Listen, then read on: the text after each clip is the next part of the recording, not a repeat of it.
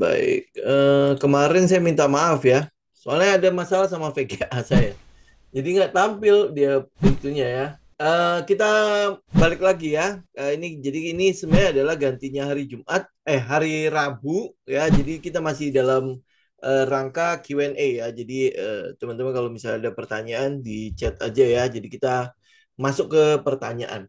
Oke, sebelumnya kita review dulu ya indeks harga saham gabungan. Kalau teman-teman lihat indeksnya, ya sebenarnya kemarin kan dia udah menolak untuk turun ya. Jadi masih di daerah-daerah support situ ya, tetapi saya nggak mengatakan bahwa dia akan terus naik gitu ya.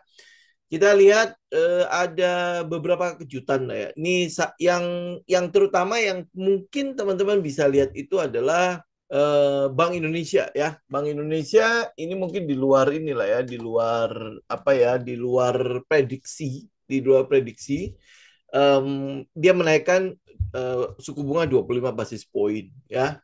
Jadi ini ya buat apa ya, buat dunia usaha sebenarnya itu sebuah sebuah kejutan di mana kita mengharapkan sekali adanya penurunan suku bunga ya, sehingga ya minimal likuiditasnya sudah tidak apa ya seketat saat ini ya. Ini udah boleh dibilang teman-teman kalau misalnya loan to deposit ratio-nya itu RDR-nya itu kan udah sangat-sangat ketat sekali ya, bahkan udah hampir 90% gitu ya. Jadi ya ini artinya likuiditas di perbankan sendiri juga udah sangat-sangat tipis gitu kan.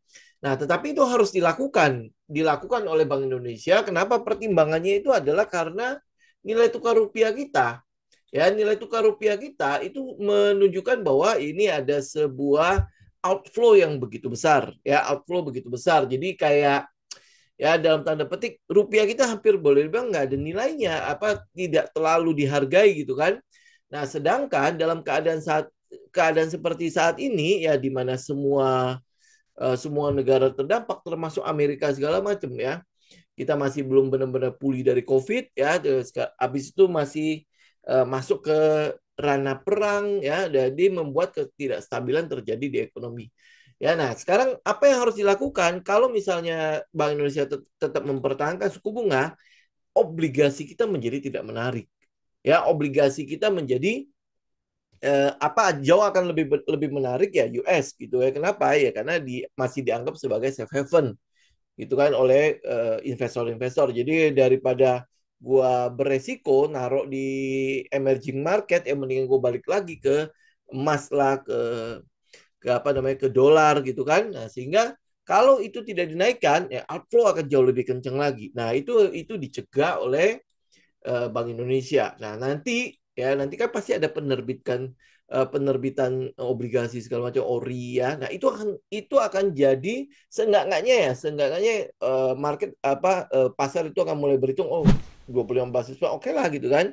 Kita lebih tinggi ya. Jadi outflow-nya itu mungkin ada yang berhenti. Nah, itu yang penting. Jadi akhirnya penguatan pada rupiah itu bisa terjadi ya. Teman-teman bisa lihat ya, setelah menutup gap ini yang saya bilang kan, di ruangan ini, di area atas ini, sebelum sampai dia ke atas, ini adalah area-area di mana Bank Indonesia perlu melakukan kebijakan untuk mempertahankan nilai tukar itu bisa tidak terus melemah gitu kan.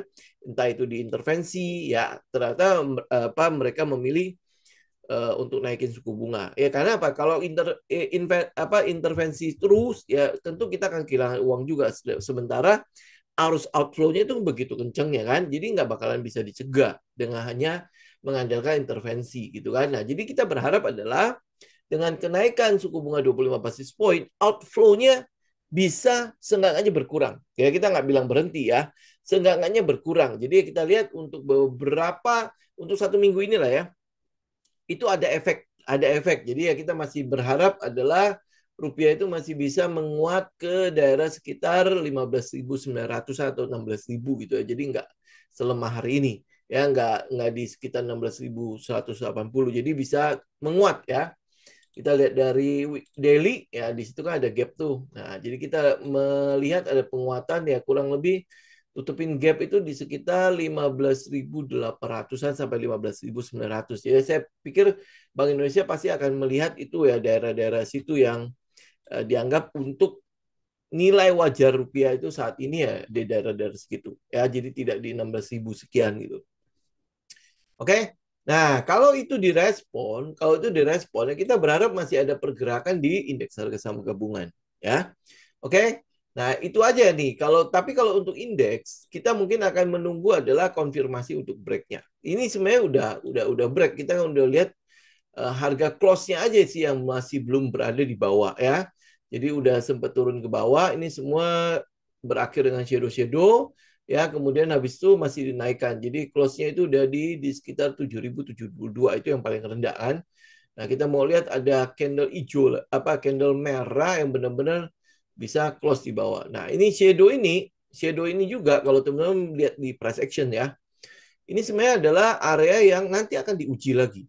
Ya, nanti akan diuji lagi. Jadi ini area yang cukup lemah, jadi kemungkinan besar akan ada penurunan di indeks ya. Kemudian kalau teman-teman lihat dari seasonal, indeks harga saham gabungan, seasonalnya ya setelah Mei itu kan memang cenderung sepi ya. Cenderung sepi ya, nanti Juni, Juli itu juga nanti pasti akan cenderung sepi ya. Ini mungkin nanti masih ada sentimen di laporan keuangan ya di April Mei masih ada laporan keuangan. Jadi tapi setelahnya itu akan cenderung sepi pasarnya. Bahkan di Agustus itu biasanya akan ada koreksi. Ya, ini mungkin koreksi yang dalam itu mungkin akan ada di Agustus. Ya, tapi ya kita berharap tidak dalam-dalam banget gitu ya. Nah, setelahnya baru nanti akan ada peningkatan lagi untuk antisipasi akhir tahun, ya, akhir tahun. Nah, jadi kalau secara seasonal, antara bulan Mei sampai Agustus September itu biasanya minim sekali sentimen. Ya, kalau tidak ada kejutan apapun, ya itu market akan ya begitu-gitu saja. Ya, jadi ya teman-teman kalau melihat itu membosankan, ya begitulah ya, karena itu memang seasonal dari indeks harga saham kamu itu adalah bulan-bulan bosen. Ya, kalau teman-teman lihat, oh kayaknya um, kok gua trading ya begitu-gitu saja yang lebih banyak jalan itu adalah yang gorengan saham-saham lapis tiga ya memang seasonalnya begitu ya jadi tinggal teman-teman pahami aja ya seasonalnya memang begitu ya oke saya masuk ke beberapa pertanyaan oh ya di YouTube kan kalau nggak salah ada beberapa yang itu ya menitipkan pertanyaan ya jadi kalau saya bahas cepat aja ya karena ada beberapa saham yang juga kita nggak bisa lihat sampai sekarang ya. Ini misalnya contoh DRMA, ini masih dalam keadaan downtrend. Ya, jadi kita jelas tidak akan mengambilnya. Teman-teman bisa lihat ya masih ada penurunan. Ya, kita masih akan nunggu di 820 sampai 900 itu bisa nggak ada reaksi nggak sama di 600 sampai 660 ya dua tempat itu. Memang ada sentimen mungkin sentimen yang cukup positif yang bakalan datang di DRMA itu adalah soal mobil listrik yang mengalami peningkatan pada penjualan. Tetapi ini yang kalau kita lihat, ini tren ini harus dipatahkan dulu. Ya, jadi tren turunnya itu harus dipatahkan. Ini udah pernah kita bahas juga. Kalau daerah atas ini adalah daerah distribusi dan dia udah confirm terjadi penurunan. Jadi ini adalah stage 4-nya dari DRMA. Jadi ya kita pasti akan menunggu um, daerah stage satunya. Ya, jadi ini belum terjadi. Jadi downtrend ini harus dipatahkan dulu untuk DRMA. Nah, sentimen yang kedua adalah soal baterai mobil listrik ya untuk Hyundai. Ya, baterai mobil listrik itu kalau tidak salah Hyundai dan LG itu bulan Mei atau Juni itu udah akan beroperasi. Ya, ini kira-kira ada peningkatan nggak untuk penjualan dari mobil-mobil Hyundai itu. Kalau ada penjualan memang cukup positif untuk si DRMA karena dia adalah pemasok suku cadangnya si Hyundai kan. Nah, tapi secara teknikal kita masih melihat adalah ini dalam keadaan downtrend. Ya, jadi kita masih akan tunggu dia membentuk set satu dulu. Jadi turunnya itu selesai dulu. Ya, jadi ya ada klimaksnya dulu ya. Nah, kita nggak tahu dia akan bereaksi di mana, apakah di sini di 820 sampai 900 atau di daerah 600 sampai 660 ya. Itu tinggal kita tunggu aja. Karena ini dalam keadaan downtrend jadi kita nggak akan nangkep sama sekali ya pergerakannya dia. Nah, ini ada informasi nih dari Pak Kris. DRMA Q1-nya LK-nya turun, laporan keuangannya turun. Ya, ini sebenarnya harusnya cukup wajar ya untuk laporan keuangannya turun. Kenapa? Karena ada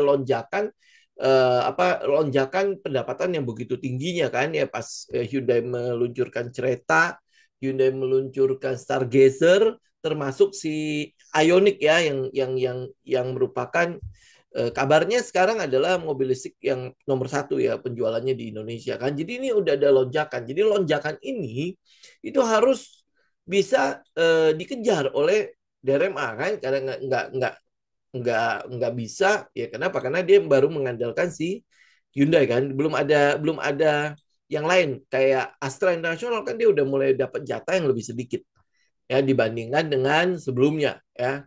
Nah, ini jatahnya udah jauh lebih sedikit. Jadi ya kalau lihat dari penurunan laporan keuangan ya harusnya cukup wajar ya untuk DRMA kan. Jadi ya ini makanya untuk technical kita lihat kita belum masuk ya. BIRD juga sama, BIRD. Ya, BIRD itu juga dalam keadaan downtrend. Jadi kalau mana BIRD? Oh, ini dia. Ya, ini BIRD ya, teman-teman bisa lihat ya, ini trennya kan jelas turun ya. Nah, penurunan ini tadi kan kita berharap adalah dia udah kelar di situ, ternyata belum. Ya, jadi masih akan turun lagi nih. Ya, masih akan turun. Jadi ya udah, kita nggak tidak ambil juga ini, oke? Kemudian habis itu RUIS ya, ini Ruiz ini saham apa ya? Ya nih kalau teman-teman lihat dari penurunan ini ya memang udah di sekitar support, tapi kita juga tidak akan ambil. Kenapa? Karena kenaikannya juga sangat tiba-tiba dengan penurunan yang tiba-tiba ya cukup wajar ya. Dan apalagi ini kalau nggak salah saham lapis 3 ya. Ya teman-teman cek teknikalnya apa fundamentalnya deh. Saya mungkin nggak akan bahas tahu banyak di sini. Ya oke, terus habis itu Toba. Nah, Toba ini kan sebenarnya adalah untuk batu bara, sama yang paling barunya itu adalah kerjasama dia sama Goto untuk motor listrik kan ya. Tapi yang kita lihat ya tidak terlalu berhasil ya kayaknya ya untuk motor listrik. Ya subsidinya juga tidak mencapai target dan lain sebagainya kan. Jadi kita masih akan menunggu nih ya. Ini memang udah di daerah set 1 ya, tapi ini kita mau tunggu dulu sampai dia kelar. Ini mungkin dikit lagi kelar kali ya. Ya, tapi ini kita akan tunggu. Tunggu apa? Tunggu ada springnya, tunggu ada money spot, tunggu akan ada komet atau tidak ada LPS gitu ya. Kalau teman-teman konservatif ya lebih baik tunggu dia break aja ya, break dari daerah base ini. Oke, ya. Kemudian yang satunya lagi adalah yang Pegas. Jadi ini yang di YouTube ya. Jadi biar kelar aja. Oke, nah Pegas, nah ini teman-teman bisa lihat kan ada sebuah lonjakan di situ. Ini sebenarnya udah sempat kita bahas, di mana pada saat di sini kita kan berharap adalah dia break ya, dan dia udah break ya. Ini udah break kenceng banget breaknya, ya kenceng banget breaknya. Nah kalau teman-teman lihat dari ini satu gerakan begini, ya teman-teman akan menunggu pullbacknya aja. Ya pullback ini juga udah di daerah resisten. Ini untuk Pegas ya. Nah tetapi kita ngelihat dorongan pergerakan ini itu saya nggak tahu sentimennya apa. Kenapa harga gas itu masih cukup ini ya, eh, masih belum bergerak seperti minyak ya. Harga gas itu masih cenderung stabil malah itu ya. Nah, apakah lonjakan ini itu disebabkan oleh ketegangan di Timur Tengah? Yang kita tahu ya beberapa data yang mungkin saya dapat itu adalah gas kita memang banyak diimpor dari daerah, ada yang kita import dari Timur Tengah, kita juga import itu dari Amerika, gas juga kita import dari daerah Rusia kita nggak dapat ya. Nah, Amerika itu adalah import kita import cukup banyak dari Amerika, sedangkan untuk yang dari Timur Tengah kayak Arab Saudi segala macam ya itu nggak terlalu besar. Nah, pergerakan ini apakah karena mengantisipasi adanya ini ya pasokan gas yang mungkin akan berkurang, yang mungkin akan menyebabkan something gitu kan, pergerakan harga gas dan lain sebagainya, kita belum tahu ya. Tapi yang pasti adalah pergerakan ini kan satu gerakan ya, satu pergerakan yang mungkin teman-teman nggak akan bisa antisipasi ini. Bahkan kalau teman-teman lihat dia break ya, dia break saja. Ini kita lihat ya, dia break dengan cepat. Ya mungkin teman-teman tidak mungkin bisa mengantisipasi ini. Karena itulah makanya jauh lebih aman adalah tunggu dia pullback. Ya, jadi kita akan tunggu dia retest daerah 1180 sampai 1200. Itu ya. Ini tinggal sabar aja. Kenapa? Karena kita nggak ngelihat ada sebuah pergerakan atau sebuah area buat kita entry dari sini. Ya pada saat dia bergerak itu. Ya ini apakah ini apalagi gap kan? Udah ada gap up segala macam kan. Jadi saya pikir ya teman-teman nggak mungkin bisa dapat lah barang-barang daerah sini. Ya ini kalau kita lihat di menitan mungkin pada saat opening juga pasti akan tinggi kan. Ya, pergerakannya pasti akan cukup liar. Jadi ya pilihan terbaik adalah tunggu dia retest. Ya, ini daerah sini. Oke. Ya, ini saya tinggal gedein aja. Oke, antara 1.200 sampai 1.250 ya. Tunggu dia retest aja ke bawah. Ya, retest. Nah, di daerah sini teman-teman ambil. Sehingga stop loss kita lebih kecil. Ya, kalau teman-teman ambil daerah-daerah sini, ya ini kan jelas tidak ada daerah entry kita kan. Lu mau stop loss di mana? Lu mau taruh stop loss di mana? Nggak bisa kan? Apakah lu mau pakai fix 8% aja taruh sembarangan? Ya nggak bakal pasti kena. Gitu. Jadi kita akan tunggu dia retest. Ya, ini daerah-daerah ini resisten yang jadi support ya. Nah, dia retest kembali ke bawah situ. Nah, di sini tinggal tunggu inilah ya, tunggu sinyal buat masuk ya. Saya jauh lebih senang adalah bullish engulfing. Jadi daerah sini dia retest dapat bullish engulfing entry. Gitu. Ya. Nah, jadi artinya risk kita udah kecil ya, risk kita jauh lebih kecil. Ini risk management ya. Oke. Tungguin dari situ 1.200 sampai 1.250. Oke, ya. Nah, sekarang ada yang ini. Nah, ke NCKL kan kita udah bilang kita akan tunggu. Ya, kita akan tunggu. Nih hari ini saya posting soal sabar ya di grup tele. Teman-teman lihat kan ya. Saya posting sabar. Kenapa? Karena banyak sekali yang DM cuman menanyakan nikel. Wah, nikel kayaknya harus ngambil. Padahal udah kita bilang kita mau tunggu konfirmasi. Ya, ini kita mau tunggu konfirmasi. Kenapa harus tunggu konfirmasi? Ini teman-teman bisa lihat ya. Kenapa harus tunggu konfirmasi? Karena kita mau konfirmasi pergerakan nikelnya sendiri. Ya, apakah nikel ini akan trennya itu akan berlangsung untuk long term ya atau cuma short term gitu. Ya, kenapa? Karena pergerakan nikel itu kan disebabkan oleh pelarangan kan, embargo atau ban yang dilakukan oleh Inggris dan Amerika dari London Metal Exchange gitu kan. Nah, di situ ada komoditas nikelnya. Ya, ada komoditas nikelnya. Kita mau lihat ini bakalan berlangsung lama atau nanti jangan-jangan kayak minyak. Kan waktu di embargo minyak, yang beli tetap ada. Walaupun memang oke, yang lain-lain mereka nggak beli. Tetapi India, Rusia, Cina, itu beli sama Rusia. Ya, jadi makanya kan saya bilang kayak macam ompong gitu kan ya. Jadi embargo ini hampir boleh bilang tidak berasa di Rusia gitu kan.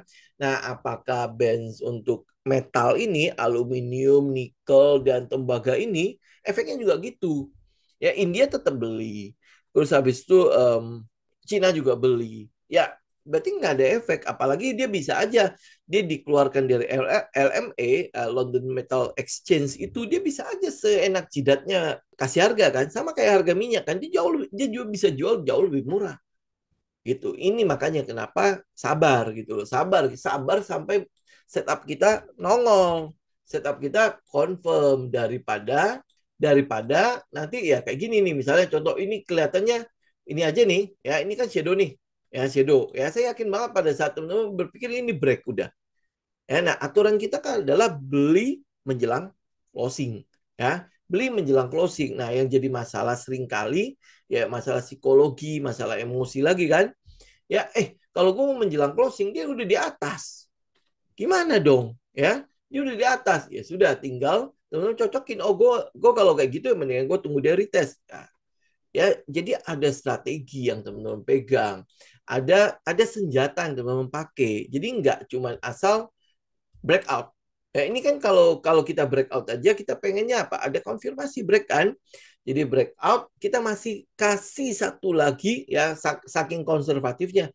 Kita masih kasih lagi satu candle, dia harus close di atas breakout titik breakout apa candle breakout itu, baru kita bilang ini confirm. Ya, itu baru confirm breakout. Ya, berarti kan ada peluang untuk dia retest juga kan. Ya, nah pada saat dia retest itu bagaimana ciri-ciri dia retest? Nah, di sini makanya selalu butuh senjata, ngerti bagaimana pergerakan market gitu loh. Ya, jadi kalau kenapa kita selalu butuh konfirmasi? Ya cuman untuk mencegah analisa kita ini gimana ya dikonfirmasi sama market nggak? Karena itulah makanya kita tidak pernah entry di pagi hari lagi. Ya, kita selalu entry di menjelang closing. Ya, kenapa? Karena ya teori itu ada kok. Teori itu ada karena sudah dilihat, sudah di research oleh mereka yang mengeluarkan teori itu. Ya, nah sehingga udah kita tinggal pakai aja. Nah, begitu teman-teman pakai dan ya apa yang kita lihat pada saat kita pengalaman kita dalam trading, bener ya. Menjelang sore itu baru bisa kita konfirmasi trennya. Ya kan? Nih contoh misalnya nih, candle-candle gede gini, ini candle-candle yang shadow besar ini, apa yang terjadi? Pagi harinya itu dia turun, ya kan? Pagi, siang dia turun. Bisa jadi ini cuma menjelang closing 30 menit menjelang closing dia naik. Itu kan kalau teman-teman tidak menunggu pada saat menunggu waktu closing, lu bisa jual kemudian dia naik. Gitu kan? Ya, pergerakannya sendiri kan kita bisa lihat di daerah sini. Nah, ini kan adalah daerah yang dia ada namanya UFO kan? Ya, ada namanya UFO, unfulfilled order. Ya, bahasanya terlalu keren ya kalau saya sebut sebagai gap aja gitu kan. Jadi ini pergerakan ada yang terlalu buru-buru, ada yang terlalu buru-buru sehingga banyak sekali order-order yang ketinggalan. Makanya dia perlu samperin lagi untuk ngambil order itu. Ya, ini sama kayak teman-teman itulah. Nah, oh gitu ya. Nah, ya kayak gitulah teman-teman. Jadi memang gap-gap ini pasti akan ditutup. Nah, cuman kan orang ada yang mereka ngelihat itu gap itu kan kayak gitu ya. Apa ya kayak gini gitu ya. Ada jarak antar candle itu jadi gap. Itu betul itu jadi gap juga. Tetapi pergerakan ini yang terlalu buru-buru ini, pasti akan meninggalkan lu kayak gini deh ya. Lu pasang nih ya di angka misalnya ini angka berapa ya? Angka 900 deh misalnya. 900 100 ribu lot. Ya, terus habis itu dia langsung naik kan market maker bukan cuma satu orang kan. Ya kan? Ya. Nah, ada satu market maker oke gue pasang 900 ya 100 ribu lot. Nah, ini 100 ribu lot belum kemakan semua harganya sudah naik. Nah, kira-kira 100 ribu lot ini udah ditarik belum ordernya? Ya, pasti belum. Kenapa belum? Karena itu udah dihitung. Itu udah dihitung oleh market maker bahwa ini angka segini yang gue mau ambil. Gitu ya. Sehingga kalau pergerakannya masih daerah-daerah situ, ya teman-teman mungkin akan lihat ada satu pergerakan untuk ngambil order itu lagi. Gitu. Ya dia tinggal buang dikit. Ya lu tahu lah market maker kan gue buang dikit gue tadi eh, apa nah ke gocek ya, nah istilahnya ke gocek gitu kan, digocek dikit aja lu orang udah pasti kabur kan ya, apalagi dengan shadow sebesar ini, shadow setinggi ini ya, asumsi kita adalah wah ini pasti turun nih, betul nggak ya, ini pasti turun. Nah habis itu dengan shadow sebesar ini, asumsi kita besok pasti dia naik kan ya, besok Jumat lagi ya, besok pasti dia naik kan. Nah tapi teman-teman tahu nggak nih shadow ini ya, apalagi ini pre-closing ya. Pada saat pembentukan harga dia naikin, ini pasti nanti akan ada turun lagi besok. Lihat aja. Ya, kenapa? Karena shadow begini itu adalah jejak. Ya, jejak itu pasti akan didatengin kembali. Ya, entah itu ada order nih kayak gini nih. Ini naik kenceng kan? Ya, naik kenceng kan? Nah, ini aja belum ketutup nih. Ya bisa aja nanti dia datengin kembali dengan shadow begini. Sangat mungkin gitu loh. Ya, tetapi ini shadow ini juga itu bisa menjadi kalau kita baca ya, bisa menjadi sebuah tanda bahwa ada loh market maker nongol dari situ. Ada loh yang sudah mulai berusaha untuk melakukan pembelian ya. Jadi kita udah mulai lihat di situ. Nah, kenapa mereka berusaha untuk melakukan pembelian? Ya kita lihat adalah salah satu faktornya adalah kenaikan dari harga komoditasnya. Gitu kan? Kenapa dia incar NCKL? Ya karena NCKL itu adalah produsen terbesar untuk nikel di Indonesia kan. Jadi ini adalah leadernya. Gitu ya. Yang kita lihat di NICL, yang kita lihat dari DKFT itu kan masih belum terjadi apa-apa kan? Ya. Yang mungkin kita lihat dari Harum. Ya, jadi ini akan jadi saham-saham yang memang kita perhatikan untuk memprice in harga nikel. Tapi saat ini belum. Yang kita mau tunggu apa? ya minimal kalau teman-teman lihat di sini kan ada trend line ya.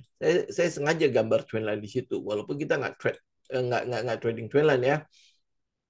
Tapi dari situ aja teman-teman bisa lihat, oh ini aja ada trend line kan. Berarti kan sebenarnya itu ada sebuah resisten di situ. Kemudian habis itu kalau misalnya saya keluarkan EMA 200, ada EMA 200 di situ. EMA 200 walaupun dia cuma kayak garis gitu doang, tapi dia berfungsi sebagai support dan resisten yang sangat kuat. Ya. Nah, terus habis itu kalau lihat dari sebelah kiri ada resisten, ada daerah ini drop base drop ya, ada support supply demand ya. Jadi ini harusnya cukup kuat ya. Nah, untuk bisa nge-break ini kan butuh effort kan ya. Nah, kalau dia break ini kan sebuah sinyal buat kita ya, sebuah sinyal bahwa kenapa itu bisa di-break? Saking itu adalah area yang begitu kuat bisa di-break. Jadi kita tunggu dong sinyal itu gitu. Jadi nggak usah buru-buru, nggak usah apa sabar, itu yang penting, sabar ya. Sabar itu dalam arti apa? Sabar menunggu setup kita bekerja. Ya, ini kita udah siap-siap nih, misalnya kayak NCK kayak CPO, kayak nikel, kan kita udah bersiap sebelumnya kan. Ya, metal-metal semua udah kita siapin gitu loh. Trading plan-nya semua udah kita siapin. Apa yang mesti kita perhatikan di market kita udah siapin. Ya, nah next-nya apa? Tinggal kita action. Kalau dia bekerja sesuai dengan skenario-nya kita. Gitu, ya. Itu doang gitu loh. Kita cuma butuh konfirmasi. Karena itulah makanya teman-teman gini, kayak gini kan kita indeks harga saham gabungan kita pakainya time frame harian kan, benar gak ya? Nah teman-teman coba lihat di forex, karena price action itu sama ya, untuk meningkatkan kemampuan teman-teman membaca pergerakan candle-candle begini.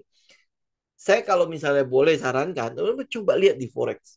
Ya, teman-teman akan untuk membaca candle, untuk membaca price action, teman-teman pasti akan jauh lebih berkembang.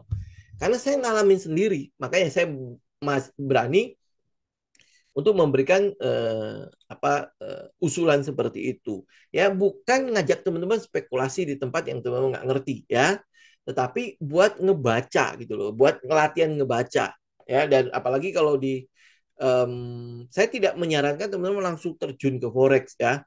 Ya itu kan sebuah area yang jauh lebih berbahaya dibandingkan dengan saham. Oke, kenapa? Karena di situ ada leverage dan sebagainya ya. Tetapi hanya untuk membaca. Kalau teman-teman memang benar-benar mau meningkatkan kemampuan membaca chart teman-teman di tempat itu. Kenapa? Karena kita bisa lari sampai ke time frame yang 1 menit, setengah menit, ya bahkan detikan pun masih bagus gitu loh chartnya. Ya, cuman untuk melatih gitu loh. Cuma untuk melatih. Tapi kalau teman-teman benar-benar mau berkecimpung juga di daerah situ, ya seenggaknya belajar dulu lah, tahu dulu apa yang teman-teman ingin mainkan gitu ya. Oke, itu yang JKL ya. Jadi teman-teman tungguin aja break, tungguin break. Oke, daerah mana sih itu, berapa sih harganya? 965. Saya juga sedang menunggu. Biasanya saya udah masuk ya. Biasanya saya udah masuk karena apa, saking agresifnya kan. Biasanya mas saya udah masuk ya, jadi udah tinggal menunggu aja dia break. Gitu. Kenapa ya? Karena ada sebuah keyakinan kalau ini trend mungkin akan berlangsung lumayan. Ya kenapa? Karena ini Rusia sama sama Amerika kan, Amerika mencari terus gitu kan cara untuk menjatuhkan Rusia. Ya agar dia bisa tetap menjadi nomor one kan di dunia kan. Ya. Nah, tetapi di satu sisi um, apa dia masih punya Cina. Cina kan lagi top-topnya ya. Uangnya lagi banyak-banyaknya nih. Ya kalau teman-teman lihat uang ya, kalau kalau Cina tetap mau beli sama Rusia kan nggak bisa apa-apa si Amerika. Lu mau serang kan nggak mungkin kan? Ya itu kan sama aja kan, cari ribut kan. Ya, nah kayak India juga sama. India juga bisa beli sama Rusia. Nah, apa yang bisa dilakukan sama Amerika? Nggak bisa. Tapi kalau Indonesia pergi ke sana beli ya, mungkin Indonesia bisa digencet ya. Ya, jadi karena itulah makanya kita butuh butuh benar-benar ya bisa seindependen seperti Cina, India, ya kita butuh itu. Oke. Jadi ini NCKL ya. Oke, terus jadi tunggu dia break. Oke, tunggu dia break. Pasti break kok. Ya, pasti break apalagi kalau trend, sentimen segala macam itu masih terus menguat. Ya, ini yang saya lihat loh ya. Saya mungkin saja salah. Jadi ya tinggal cocokkan kembali dengan trading plan masing-masing. Oke? SSP.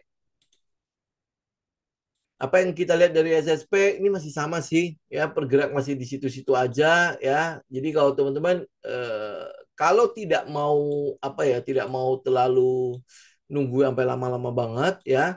Jadi lebih baik tunggu dia benar-benar break aja. Ini saya buang dulu ini buang dulu biar itu. Karena kan kita kemarin kan cari komet kan, ya. Nah, oke. Teman-teman lihat ya. Ini kan dia turun, ini weekly ya, ini chart weekly ya. Ini kan dia turun, kemudian habis itu dia mulai ngebase. Nah, kalau lihat dari daily, ini kelihatannya pasti ketemu klimaks ya. Ini saya yakin banget udah sempat kita bahas. Pasti ketemu klimaks. Mana klimaksnya? Oh, oke ya. Ini berarti ini masih penerusan dari trend ya. Oke. Teman-teman lihat ya. Ini saya buang dulu ini biar bersih. Nah, ini adalah daerah di mana kita mau cari komet. Ini daerah sini. Karena apa? Ini kan daerah base. Ya, ini yang gede ini daerah base-nya. Kita mau cari komet. Ini adalah daerah money spot. Ya, kita mau cari komet. Jadi apa yang kita lihat di sini? Ya, saya gambar ulang ya. Ini satu, ini dua. Oke. Ya, dia turun, udah ngambil. Oke. Terus habis itu dia naik lagi. Ini masih satu move. Oh, ini udah ambil. Nah, ini udah yang ketiga nih. Ya, kenapa ketiga? Karena dia udah ngambil ini kan. Jadi ini kita tinggal tunggu nih, apakah ini low-nya? Ya, ini low-nya. Anggap aja low-nya ya. Kenapa? Karena kita kalau teman-teman lihat ya, ini adalah pergerakan satu, 2, 3, 4. Ya, 4. Berarti ini titik keempatnya ya. Nah, dia turun nih. Turunnya kelihatannya tidak menggagalkan ya. Ya, sudah mulai ada dua candle hijau. Sudah mulai ada dua candle hijau di sana. Oh, tapi volumenya nggak nongol. Nih, volumenya tidak ada nih dua candle ini tanpa volume ya. Volumenya itu di bawah rata-rata. Jadi kita masih tunggulah. Ya lebih baik tunggu dia break aja deh. Ini tunggu dia break 430 ya dibandingkan kalau kita ambil. Ini kalau kita ambil, ini kan sebenarnya udah engulf ya, udah engulfing kan, cuma nggak ada volume. Volumenya nggak nongol kan dari situ. Dari bawah itu nggak ada volume. Dua candle itu tidak ada volume. Jadi lebih baik kita tunggu dia break saja. Ya 430. Yang 430 dia break, nah baru kita mungkin akan mulai masuk ya. Tapi hati-hati dengan ada resisten satu di daerah 464. Ya di 464. Jadi 430 kita mungkin masih akan lihat dia akan bergerak pelan-pelan doang ya.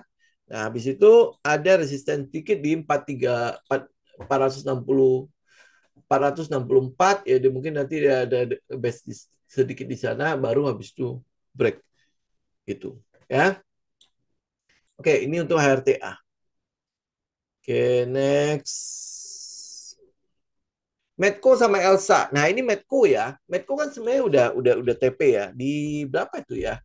1.600 kalau nggak salah. Ya, nah ini. Ini jadi kalau lihat dari ini cup and handle-nya kita udah capai target ya di 1.600. Ya udah ya.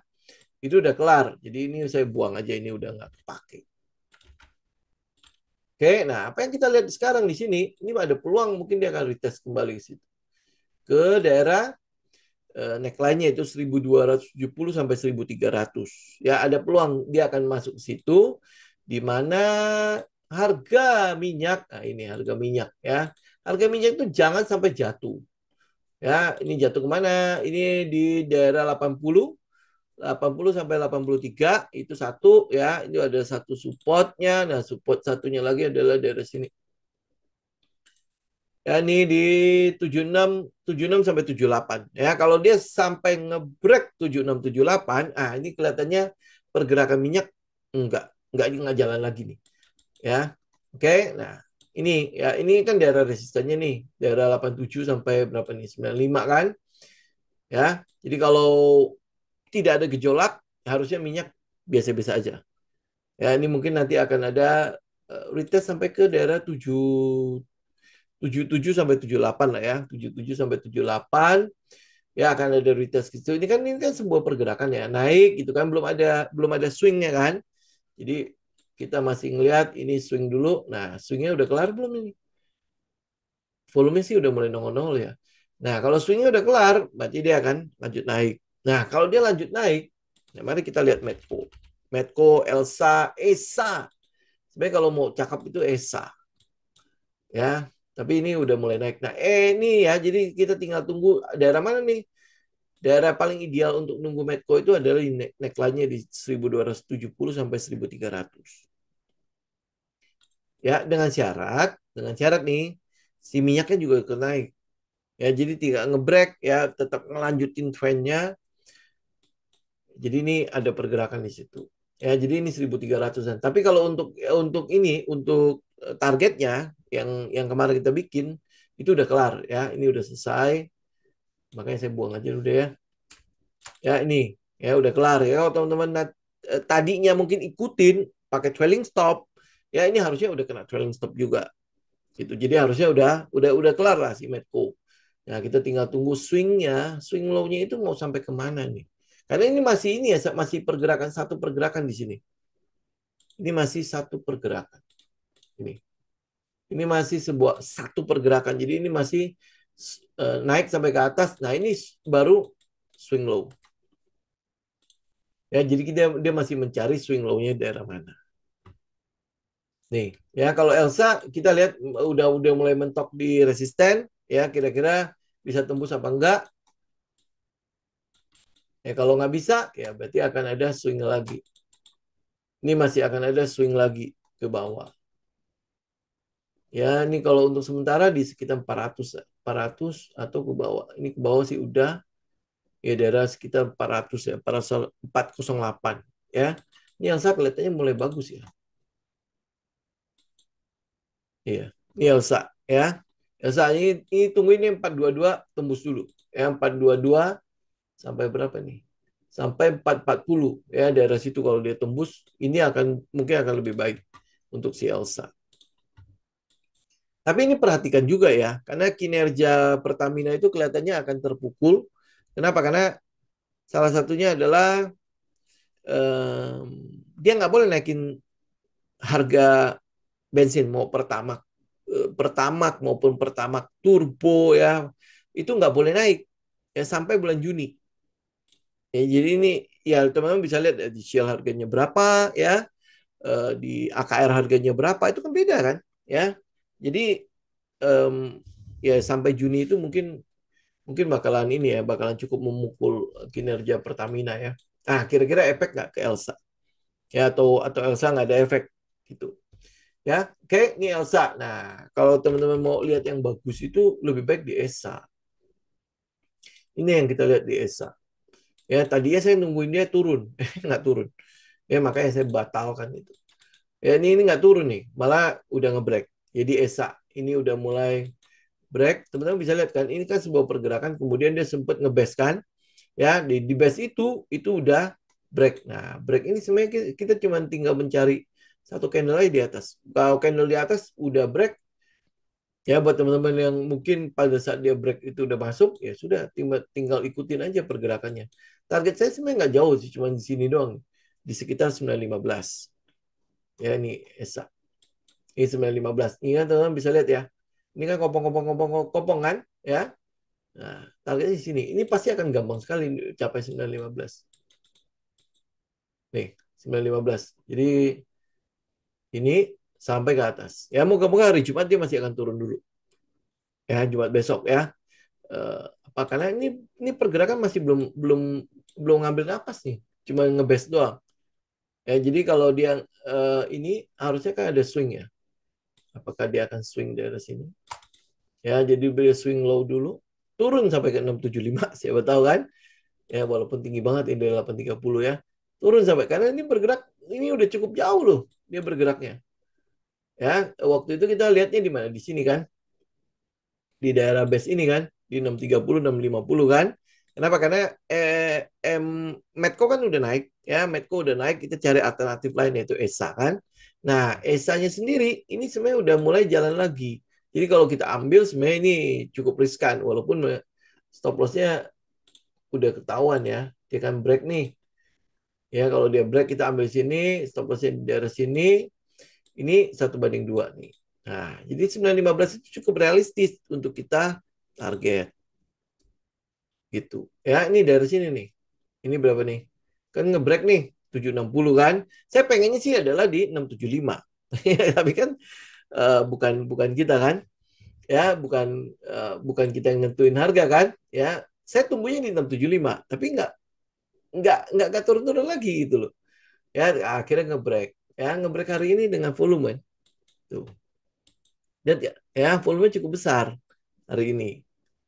Gitu. Jadi ya kalau kalau kalau saya akan tunggu dia retest. Ya minimal daerah-daerah sekitar ini 760. Ya tapi targetnya cuma sampai sini loh. Ya cuma sampai situ. Jadi ya paling cuma sekitar 17 sampai 20%. Ya segitu. Ya 17 sampai 20% doang. 1:2 lah. Ya akhir-akhirnya saya cukup senang dengan rasio 1:2. Ya apalagi kalau market lagi sepi ya. 1:2 itu udah cukup oke lah. Karena kita butuh target-target yang pendek-pendek aja. Ya, terutama pada saat market yang memang lagi nggak bagus-bagus. Ya, ini Esa. Ya, mungkin bisa jadi pertimbangan teman-teman untuk perhatikan. BBRI. Nah, ini mari kita lihat BBRI. BBRI sebenarnya ya, kalau teman-teman lihat dari ini ya, Big Bang ya. Big Bang ini sebenarnya punya itu loh, punya peluang untuk kita ngeliat dia, apa sih namanya itu? Em, mantul gitu loh. Ya, oh, istilah-istilah itu saya jadi lupa ya. Ya, ada peluang untuk dia mantul gitu loh. Ya, ada peluang untuk dia mantul. Kenapa pantulannya? Karena gini, kan Bank Indonesia naikin lagi suku bunga. Berarti kan sebenarnya ini menjadi sesuatu yang menarik untuk net interest margin. Ya, NIM untuk perbankan ini nih. Karena ada kenaikan dari ini, sedangkan suku bunga kalau bisa dijadikan tetap. Ya, nah terus habis itu ada kesempatan untuk naikin suku bunga kredit. Bisa bayangkan ya. Nah, jadi ini kalau bisa bertahan sampai benar apa yang dikatakan oleh Gubernur Bank Indonesia sampai Desember, ya berarti kan sebenarnya untuk sampai ke akhir tahun, seenggak-enggaknya perbankan itu bisa mempertahankan labanya lah. Ya nggak usah naik deh. Sama seperti tahun lalu. Itu bisa, sangat mungkin bisa. Ya, tetapi syaratnya adalah jangan ada kejutan. Ya tiba-tiba kolaps lah, akhirnya Israel benar menyerang Iran, Iran serang, kemudian Timur Tengah memanas, harga minyak naik, inflasi hancur, udah deh. Ya kalau itu agak repot ini untuk perbankan. Walaupun dalam keadaan krisis pun sektor perbankan itu pasti akan dijadikan sebagai satu sektor safe haven. Pasti semua akan lari ke situ. Apalagi untuk saham-saham BUMN ya, itu pasti akan lari ke situ karena pertama kali akan bangkit itu adalah perbankan. Ya, ya teman-teman lihat paling dekat ini adalah COVID ya. COVID kemarin kan bagaimana pengalaman teman-teman cuan 30-40% di BBCA. Kan ini semua karena dia bounce apa mantulnya paling cepat kan. Ya, karena pasti akan dibantu paling duluan. Perbankan kalau sampai hancur, negara hancur. 98 waktu kejadian bulan Mei kan udah bisa jadi pelajaran buat kita lah ngelihat bagaimana market kan ya perbankan pasti akan ditolong duluan gitu. Jadi ini ada kesempatan untuk rebound ya ada kesempatan untuk rebound. Jadi ya kita mungkin masih akan nunggu di daerah sekitar 4.800 sampai 5.000. Lihat keadaannya seperti apa di daerah situ. Ya, nah kalau dia rebound berarti balik ke daerah 6.200 sampai 6.300 sebenarnya cukup mudah. Ya, tetapi balik lagi ya, keadaan harus mendukung.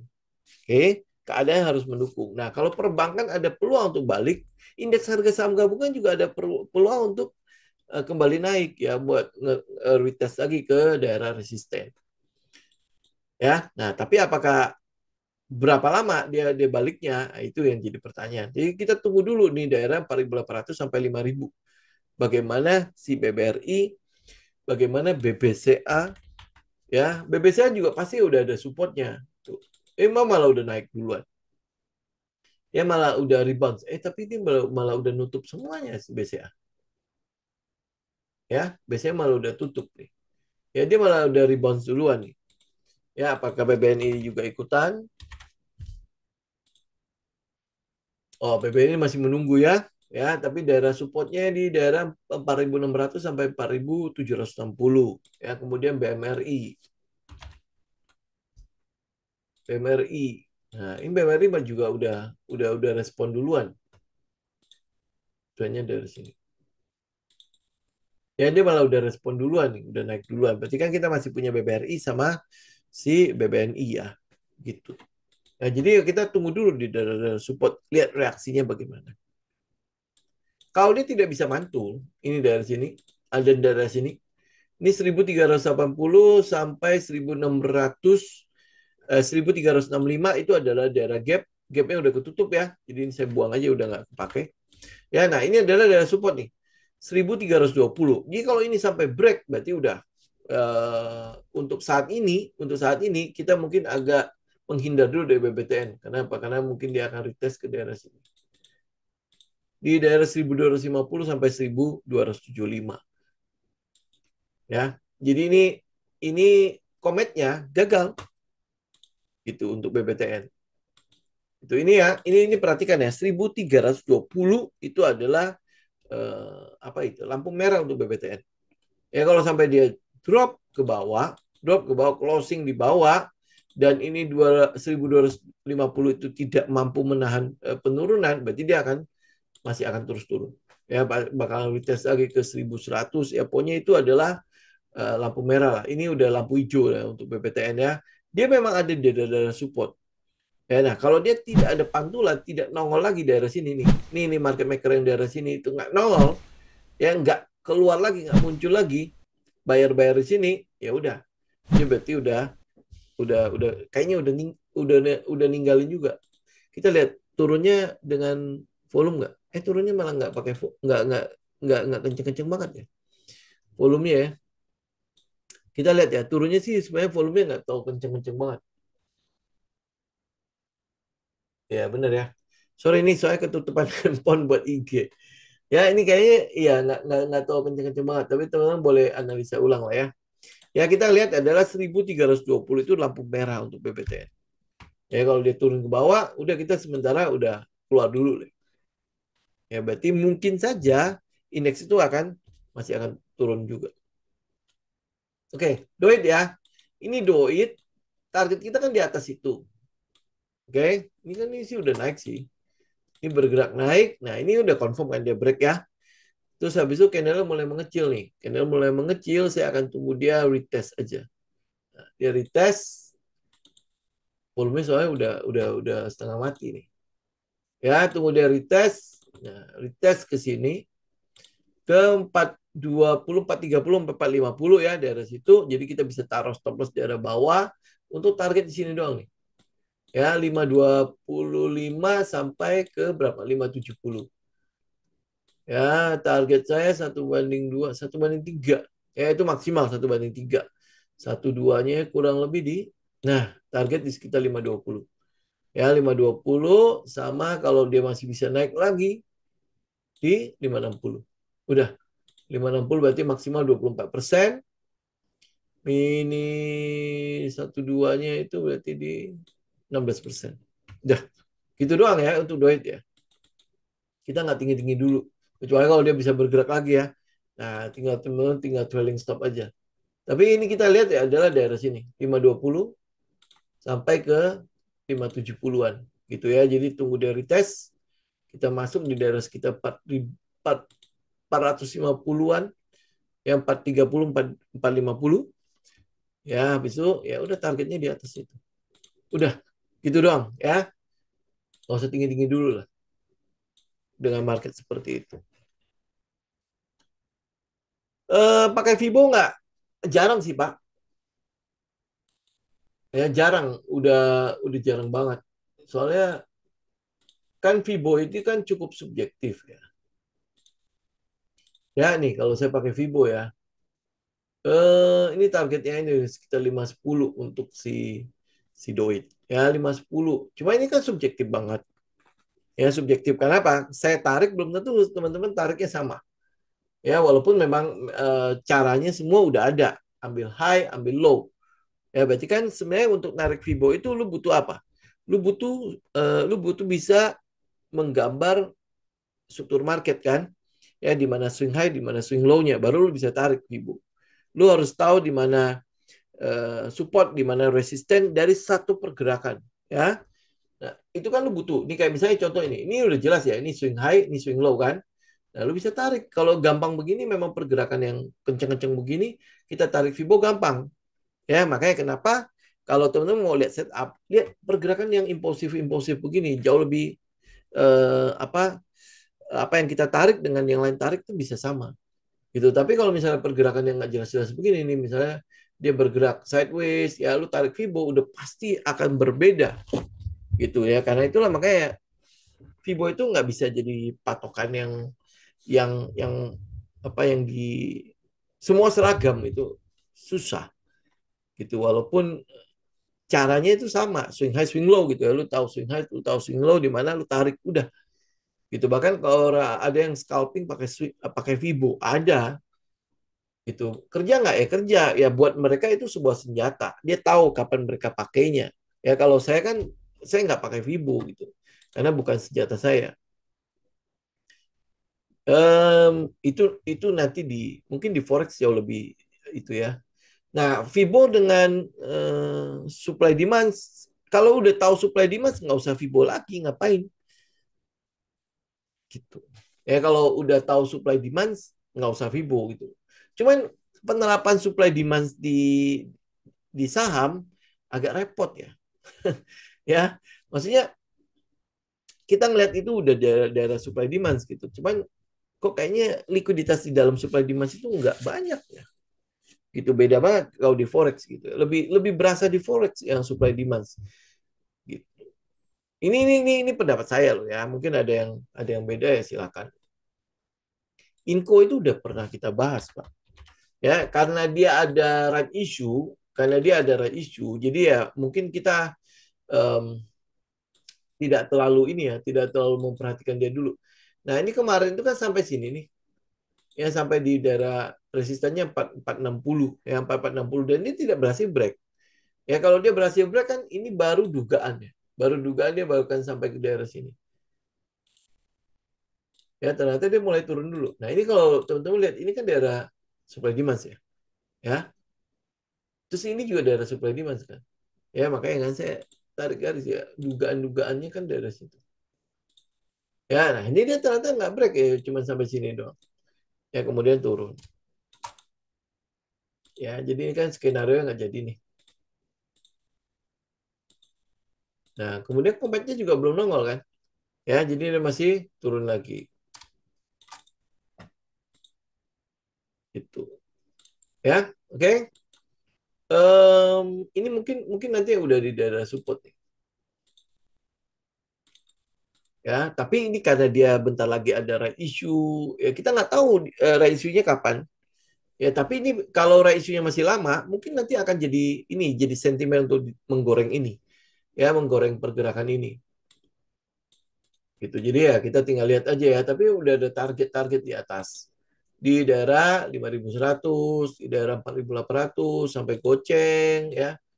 Ya, kemudian ini. Nah, kalau di forex satu candle itu kan bisa jadi supply demand ya. Nah, kalau di saham saya mungkin jauh lebih senang pakai ngebase begini nih. Nah, itu kan jauh lebih berasa. Nggak tahu kenapa. Ya, makanya setiap market itu kan beda-beda ya. Ya, jadi kalau teman-teman semakin mempelajarinya, semakin ya begitulah ya kompleksnya setiap market ternyata. Gitu ya. Nih, teman-teman kalau di IG ya, saya mungkin akan lihat supply demand itu di daerah sini atau daerah sini nih yang dimana candle-candle kecil-kecil. Gitu. Ya. Prinsipnya daerah supply demand itu apa sih? Prinsip daerah supply demand itu adalah perebutannya. Ada yang merebut gitu. Ada seller dan buyer itu sedang ngelawan harus turun atau harus naik. Gitu kan, ada daerah di mana istilah kerennya itu ada changing hand-nya di situ. Ya, supply demand kan begitu ya. Ada apa changing hand-nya kan. Ya, teman-teman kalau lihat dari Wyckoff kan kita pakai banget supply demand sebenarnya. Nah, sedangkan kalau Wyckoff itu kan tidak melihat supply demand itu dengan perspektif yang sekecil begini. Kalau di forex kecil begini itu bisa ribuan apa ratusan candle kan. Apalagi lu pakai time frame, kalau ini daily lu turun sampai ke 5 menit, ya itu bisa gede banget pergerakannya kan. Nah, itu makanya kalau setiap market kan makanya akhirnya menjadi ada dinamika yang sendiri kan. Kita mempelajarinya gimana. Ya. Nah, kalau kayak tadi saya bilang, forex itu teman pakai untuk mengenal, untuk memperdalam bagaimana teman-teman melihat price action lebih jauh, itu bukan berarti kita apa ya berurusan dengan risiko gitu ya. Enggak. Ya, kalau teman-teman kan di forex itu ada MetaTrader yang bisa pakai akun demo. Ya, jadi kalau lu cuma mau memperdalam price action lu pakailah akun demo, nggak usah trading gitu. Cuman untuk melihat ini benar nggak ya apa yang menjadi teori-teori yang ada di yang teman-teman tahu gitu kan, gimana cara memahaminya kayak gitu. Pakailah akun demo. Tapi kalau teman-teman benar-benar berkecimpung dalam di forex juga sebagai satu bagian dari trading teman-teman, saran saya adalah ya tahu dulu makhluk apa itu gitu. Jadi nggak sama kayak saham kan, kita nggak sampai eh, kemakan gitu loh, apa akhirnya jadi deposit terus gitu kan. Ya bagaimana gue mau trading di situ, bagaimana caranya, gue misalnya gue mau tes dulu. Nah, tes itu kan harus pakai uang kecil. Nah, uang kecilnya gimana, kemudian habis itu risk management di forex gimana, kemudian habis itu psikologi di forex udah jelas, jelas banget itu setan banget gitu ya. Kalau lu nggak bisa mengendalikan emosi di forex, ya lu udah pasti gagal aja deh gitu. Ya, akhirnya kenapa orang bilang forex itu kejam banget dan lain sebagainya. Sebenarnya enggak sih. Bukan masalah kejam ya, karena kita nggak tahu bagaimana cara makhluk ini bekerja kan. Tapi begitu teman-teman tahu bagaimana dia bekerja, bagaimana cara gue mengendalikan risknya, resikonya, bagaimana gue bisa mengendalikan emosinya, terutama emosi lah. Kalau kalau apa resiko itu gampang untuk dipelajari gitu ya, karena teorinya ada. Emosi ini masalah nggak ada teorinya. Bagaimana lu bisa mengendalikan emosi? Kita suruh sabar aja setengah mati kan? Ya, sabar, nunggu itu. Sabar sampai kapan? Ya, tau-taunya dia udah naik aja. Ya sudah lewatin aja gitu. Kayak kesempatan cuma di situ aja. Masalahnya di situ gitu. Tapi begitu menang, aduh, kayaknya gue besok harus datang lagi. Ya, itu yang setengah mati mengendalikannya. Loss kita pasti jauh lebih banyak. Makanya kalau kalau loss-nya lebih banyak, kita tahu nih loss-nya lebih banyak gitu kan. Nah, bagaimana gue mengendalikan risikonya?